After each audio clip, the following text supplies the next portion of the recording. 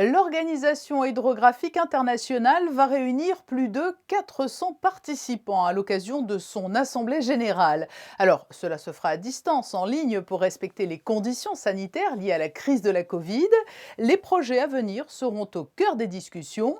Cette organisation est souvent méconnue du grand public. Son bureau est basé à Monaco. Nous avons souhaité saisir l'occasion de cette assemblée générale pour mettre un coup de projecteur sur l'OHI avec l'une de ses représentantes. Bonsoir Sarah Couture. Bonsoir Madame Navarro.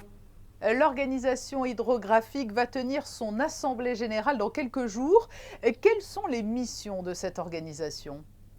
L'OHI est une organisation intergouvernementale qui s'occupe de tous les aspects physiques des océans et s'occupe qu'elles soient cartographiées et mesurées, c'est-à-dire le niveau de la mer, la topographie des fonds marins, les courants marins aussi. Combien de pays y prennent part? Nous avons 93 États membres.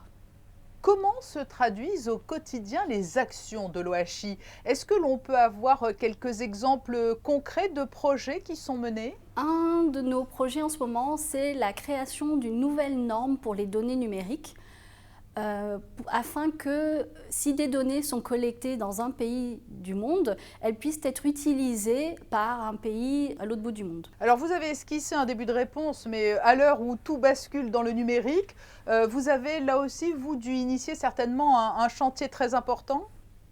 Bien sûr, pendant longtemps, les cartes marines étaient imprimées. Il y a déjà des pays qui ont dit qu'ils ne voulaient plus continuer les cartes marines papier. Et justement, maintenant, les systèmes de navigation sont des systèmes numériques. Donc, il y a un besoin urgent pour que toutes les données soient numériques. Et donc, il faut que toutes ces informations puissent être utilisées sur les différents supports. Aujourd'hui, quels sont les utilisateurs des cartes marines produites? Traditionnellement, nos utilisateurs, c'était les marins, les navigateurs qui utilisaient les cartes marines. Or, ces données océaniques peuvent être utilisées par beaucoup d'utilisateurs dans des domaines très variés, pour le développement des énergies marines renouvelables, pour l'aquaculture, la pêche. Et justement, de nos jours, nous, on élargit notre champ d'action pour que plus de parties prenantes participent à nos projets. On a coutume de dire que l'on connaît très peu les océans. Votre travail sera sans fin? Oui, c'est vraiment un travail titanesque que de connaître l'océan. Actuellement, on connaît mieux la surface de la Lune que les fonds marins. Quand on regarde les océans dans leur ensemble, nous ne connaissons vraiment que 20% des océans. Ce qui est extrêmement infime. Et le fait que le siège se trouve à Monaco n'est pas tout à fait un hasard. Cela fait écho à l'œuvre du prince Albert Ier, que l'on considère comme le père de l'océanographie. Tout à fait. L'OHI est basé à Monaco sous invitation du prince Albert Ier.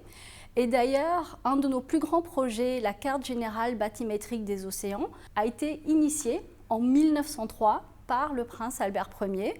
Et c'est un projet que nous continuons encore à ce jour en partenariat avec la Commission océanographique intergouvernementale de l'UNESCO.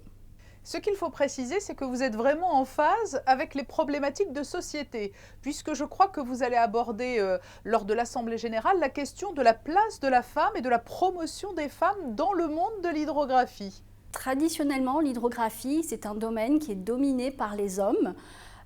Actuellement, il n'y a que 5 pays dans le monde qui ont une femme hydrographe nationale. Et donc, nous, on a ce projet pour augmenter la place des femmes dans l'hydrographie. Il y aura tout un volet communication sur les différents métiers, ainsi qu'un volet formation pour développer les capacités des femmes. Encore un mot, une dernière question. On sait que les océans sont tout particulièrement menacés par les changements climatiques, par la pollution plastique plus généralement. Est-ce que vous jouez, vous également, un rôle de vigie, puisque votre terrain d'expérimentation quotidien, ce sont les océans? On ne peut pas vraiment protéger quelque chose qu'on ne connaît pas. Nous, tous nos États membres sont en mer, ils prennent des mesures, ils observent.